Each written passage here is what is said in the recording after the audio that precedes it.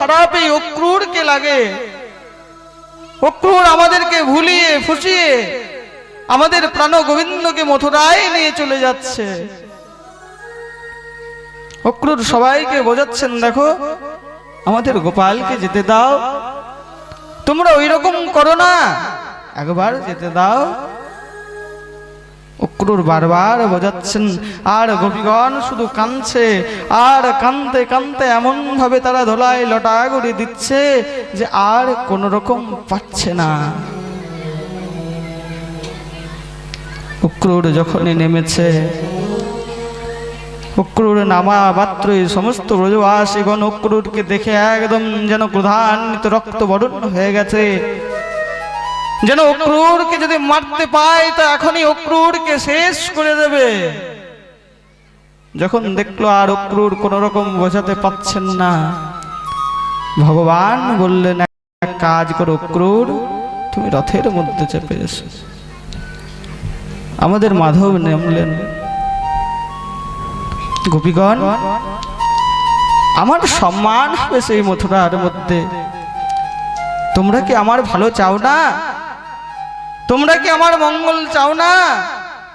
বধূ, আমরা যতটা তোমার মঙ্গল চাই না, এই জগৎ সংসারের কেউ অতটা মঙ্গল চাই না। যতটা মঙ্গল আমরা করতে পারবো এই জগৎ সংসারের অতটা মঙ্গল তোমাকে কেউ করতে পারবে না। মাধব,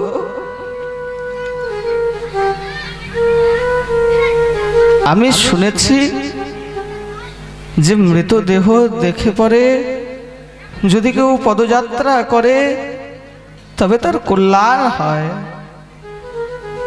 মাধব, একটা কথা বলো, যদি তুমি এই রাস্তা দিয়ে যাবে তুমি মৃতদেহ কোথায় দেখতে পাবে? হ্যাঁ, কাজ করো, আমাদের ব্রজগোপীদের হৃদয়ের মধ্যে তুমি এই রথের জায়গা চড়িয়ে দাও, আমাদের মৃতদেহ দর্শন করতে করতে তুমি যাবে। বধূ, তোমার মঙ্গল ছাড়া কখনো ক্ষতি হবে না। সবাই কাঁদছে, আমার গোবিন্দ আর থাকতে পারছে না। এদিকে মা যশোদা দৌড়ে দৌড়ে আসছে, কানাই দাঁড়া, কানাই দাঁড়া, চলে যাস না আমাকে ফেলে কানাই। আবার গোবিন্দ মাকে ধরেছে, দেখো মা, আমি তো তোমাকে বুঝিয়েছি যে আমি কোথাও যাব না। দেখো আজ আমি যাচ্ছি, কাল যজ্ঞ আছে, আমি পরশুই চলে আসব, তুমি চিন্তা করো না। মা যশোদা এত কাঁদছে, ধোলা একদম মহারাজ লটায় উড়িয়ে দিচ্ছে। গোপীগণ আর পারলেন না। সমস্ত গোপীগণ বলছেন, আমাদের কানহাই হচ্ছে নিষ্ঠুর, আমাদের কানহাইয়ের মতন নিষ্ঠুর হয়তো আর কেউ নেই। এই প্রকার সবাই রোদন করছে। গোবিন্দ তাদেরকে বোঝাতে চাইছেন, কিন্তু কোন রকম তারা বুঝছে না। সবাই বোঝাচ্ছে। গোবিন্দ মনে মনে চিন্তা করলেন, এইভাবে বোঝালে হবে না। শোনো গোপীগণ, আমাকে যেতে দাও, আমি ঠিক তোমাদের কাছে চলে আসব। ঠিক আছে মাধব, তুমি আসবে তো? তবে কথা দাও যে তুমি আসবে বলে। ঠিক আছে, আমি কথা দিচ্ছি, আমি আজকে যাচ্ছি, কাল ধনুষ যজ্ঞ আছে, আমি পরশুই ফিরে আসব। ঠিক আছে, দেখো মাধব, তুমি আসবে তো? আমাদেরকে ব্যথা দেবে না তো? বলে, না, তোদেরকে ব্যথা দেব না। সঙ্গে সঙ্গে মাধব রথের মধ্যে চড়লো, আর রথের মধ্যে চেপে যখন চলতে প্রারম্ভ করেছে, চলতে চলতে যখনই সেই যমুনার মধ্যে পৌঁছেছে, এখনো পর্যন্ত বৃন্দাবনের রাস্তা শেষ হয়নি। অক্রূরের মনের মধ্যে চিন্তা হলো, যেই ছোট্ট ছোট্ট শিশুদেরকে যদি কংস মেরে ফেলে তবে কি হবে, তার ভয় হচ্ছে। গোবিন্দ মনে মনে চিন্তা করলেন, যেখানে ভয় আছে সেখানে তো আমি থাকতে পারি না। এখানে যদি ভয় থাকবে তবে আমি থাকবো না, যদি ভয় না থাকে তবেই আমি থাকবো। এই জন্য এর ভেতরে যে ভয় আছে সেই ভয়টাকে প্রথমে শেষ করতে হবে। এই অক্রূর প্রত্যেক দিন মহারাজ ত্রিসন্ধ্যা করত। কি করত? ত্রিসন্ধ্যা করত। এই প্রকার চলতে চলতে হঠাৎ করে সেখানেই তার ত্রিসন্ধ্যার সময় এসেছে। আর ত্রিসন্ধ্যার যখনই সময় এসেছে, সেখানে রথ নামিয়ে যমুনার মধ্যে স্নান করতে গিয়েছে। যমুনার মধ্যে স্নান করতে গিয়ে যখন একবার ডুব দিয়েছে, একবার ডুব দিতেই যাকে রথের মধ্যে বসিয়ে রেখেছিল সেই প্রাণ গোবিন্দ আজ কোথায় রয়েছে? জলের নিচে রয়েছে। আবার সঙ্গে সঙ্গে উঠেছে। এটা আমার চোখের ভুল নয় তো? আবার খুব সুন্দরভাবে গোবিন্দকে দর্শন করলেন যে না না, সে রথের মধ্যে রয়েছে। আবার যখন ডুব দিয়েছে তখন দেখছে দিব্য চরাচর অখিল ব্রহ্মাণ্ড নায়ক ভগবান সেই শেষ নাগের মধ্যে শয়ন করে খুব সুন্দরভাবে মুরলী বাদন করছে। অক্রূর দেখে তো বুঝে গেল আর কেউ নয়, আমাদের সকলের প্রভু শ্রীহরি নারায়ণ। অক্রূর সঙ্গে সঙ্গে সেখান থেকে এসে গোবিন্দের চরণে পড়ে গেল। অক্রূর, আর তোমার ভয় হয়নি তো? না প্রভু, আর আমার ভয় হয়নি। খুব সুন্দরভাবে মনের আনন্দে নিয়ে যাচ্ছে। অক্রূর খুব সুন্দরভাবে গোবিন্দকে মনের আনন্দে এনেছেন। আর আনার পরে যখন গোবিন্দ এলেন, সর্বপ্রথম মথুরার মধ্যে প্রবেশ করেছে। আর মথুরার মধ্যে গোবিন্দ যে জায়গাতে বিশ্রাম করেছে সেই জায়গার নাম হলো বিশ্রাম ঘাট। কি না? বিশ্রাম ঘাট। সেখানে বিশ্রাম করেছেন। হঠাৎ করে গোবিন্দ দেখছে যে আমার সমস্ত সখাগণ এসেছে, আমার সকল সবাই চলে এসেছে, কিন্তু এরা সবাই মোটা মোটা লাঠি এনেছে কেন? আরে ভাই, তোমরা এত বড় বড় লাঠি কেন এনেছো? বলে সখা, যদি তোকে কোনো অসুর আক্রমণ করতে আসে তো এই লাঠি দিয়ে তাদের কাম তমাম করে দেব। বলে এই লাঠি দিয়েই তাকে মেরে ফেলব। বলছে আচ্ছা এই জন্য? বলে হ্যাঁ। বলছে এক কাজ কর, চল আমাদেরকে একটু তোর মামার বাড়ি ঘুরিয়ে দে। তোর মামার বাড়িটা কেমন একবার আমরা দেখবো। সবাই বলে এই মথুরা নাকি তোর মামার বাড়ি, তো বল না তোর মামার বাড়িটা কেমন, একবার চ না তোর মামার বাড়িটা দেখিয়ে দে। গোবিন্দ মনের আনন্দে খুব সুন্দরভাবে মামার বাড়ি পরিদর্শন করাচ্ছে। যে প্রকার মামার বাড়িতে আনন্দ হয় যে আমার মামার বাড়ি, গোবিন্দ আগে আগে চলছে। দেখো এটা হচ্ছে আমার, এটা হচ্ছে আমার, এই সারা একদম মথুরা হচ্ছে আমার মামার, এই প্রকার দেখিয়ে দেখিয়ে যাচ্ছে। এদিকে মহারাজ মথুরাবাসীগণ কি করেছে? মথুরাবাসীগণ মনে মনে ভেবেছে যেই শিশু মাত্র 6 দিনে পুতনাকে মেরে ফেলেছে, সে বকাসুর অঘাসুরকে যে মেরেছে, সে মহারাজ আজকে আমাদের মথুরার মধ্যে এসেছে। চলো চলো একবার তাকে দেখে আসি। সবাই মহারাজ দৌড়ে দৌড়ে দেখতে আসছে। আর যারা ঘর থেকে বেরোবে না তারা মহারাজ জানলা দিয়ে দেখছে, কেউ দরজার মধ্যে দাঁড়িয়ে দাঁড়িয়ে দেখছে, কেউ ছাদের উপর দিয়ে দেখছে।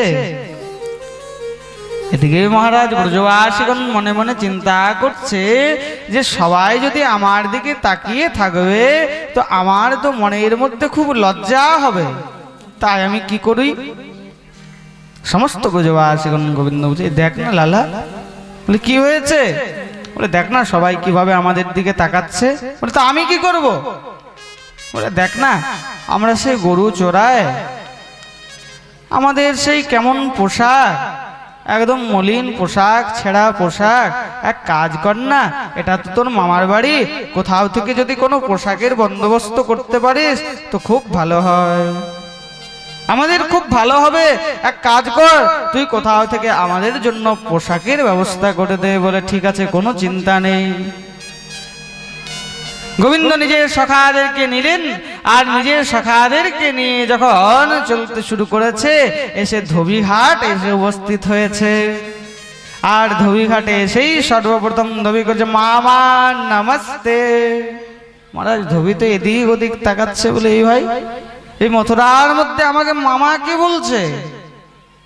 যেহেতু ভগবানের মামার ঘর, এই জন্য সবাই মামা, তাকেও মামা বলেছে। বলে এই গোয়ালা, কি ব্যাপারে এখানে এসেছিস? তুই সবাইকে মেরে টেড়ে আজ আমার কাছে এসেছিস, কি ব্যাপার? বলে মামা, আমাদের দেখো না এই মলিন বস্ত্র, কেমন ছেঁড়া বস্ত্র, একটু দাও না ভালো ভালো বস্ত্র। বলে চল ভাগ ভাগ এখান থেকে, ভেও, এখানে তুই বস্ত্র নিতে এসেছিস, চলে যা এখান থেকে। যখন এই প্রকার বলেছে, গোবিন্দ, আমাকে তুই বস্ত্র দিবি না, তুই আমাকে ওই রকম করছিস। ভগবান সঙ্গে সঙ্গে টেনে এক ঝাপট দিয়েছে, আর এক ঝাপট দিতে দিতেই সঙ্গে সঙ্গে সেখানেই তার গলা কেটে সেখানেই পড়ে গেল। সেখানেই মহারাজ সঙ্গে সঙ্গে তার গলা কেটে সেখানেই সেই তার মস্তক পড়ে গেল। আরো সব দেখে দেখে তো মহারাজ দৌড়াতে লেগেছে। আরে রজককে মেরে দিল, এত বড় যে ধোবি, সেই রজককে মেরে ফেললো। সবাই আস্তে আস্তে পালাতে শুরু করেছে। এবার তো মহারাজ সবাই অবাক হয়ে গেল যে এসে এখানেও তার উপদ্রব কম হয়নি, এখানেও প্রথমে রজককে মেরে ফেললো। আরে নাও, যার যে বস্ত্র দরকার নিয়ে নাও মহারাজ। সবাই যত বস্ত্র পেয়েছে সবাই পড়তে শুরু করেছে। আরে কানহাই, অতক্ষণ বস্ত্র পরি নাই, ঠিকই ছিলাম রে। দেখ না, এক একটা বগল বন্দিতে আমরা 2 জন করে চলে আসছি। এক একটা ধুতিতে যেন আমাদের 5-6 জনকে কুলিয়ে যাবে। আমরা যা দুগলা পাতলা, আমাদের এত সুন্দর সুন্দর বসন হবে না। দেখ না কানহাই, যদি এইসব একটু ফিটিং টিটিং হয়ে যায়। বলে ঠিক আছে, এটারও ব্যবস্থা করে দিচ্ছি। এইবার মহারাজ ভগবান কি করলেন, সেই সমস্ত নিজেদের সখাদেরকে নিয়ে গিয়েছে, নিয়ে এক দর্জির কাছে গিয়েছে। ভগবান সেই দর্জিকে কৃপা করলেন। আর দর্জি কি করলো, ভগবানের বস্ত্রকে সেলাই করে একদম ফিটিং করে দিয়েছে। এবার তো মহারাজ ব্রজবাসীদের খুব ভালো লাগছে। এবার সবাই আস্তে আস্তে চলতে শুরু করেছে। চলতে চলতে হঠাৎ করে মহারাজ আবার সবাই মিলে গোবিন্দকে ধরেছে। বলে কানাই, বলে এবার কি হয়েছে? বলে কানাই, দেখ না, আমাদের বস্ত্র দিলি তাও ঠিক আছে, বস্ত্রগুলো আমাদের ফিটিংও হয়ে গেল তাও ঠিক আছে।